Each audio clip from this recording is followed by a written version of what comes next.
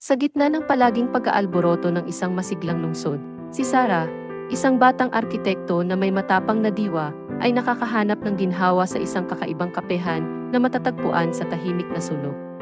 Ito ay kanyang tahanan, isang lugar kung saan siya nagpapahinga sa mga pagkaabalahan niya mula sa kanyang nakakabawas pasensyang trabaho.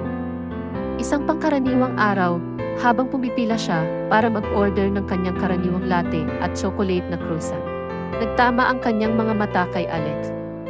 Siya'y nakayuko sa isang sulok na mesa, nagmamartsa ang mga daliri sa keyboard habang inilalabas niya ang kanyang mga saloobin sa screen. Nahuhumaling si Sarah sa kanyang kakaibang focus at sa paraan ng pagkukuryente ng kanyang noo sa kanyang konsentrasyon. Sa sandaling pareho nilang hinihawakan ang huling croissant, maya-maya'y nagtagpo ang kanilang mga daliri. Naputol ang kanilang kilos at pareho nilang pinagmasdan ang isa't isa sa maikling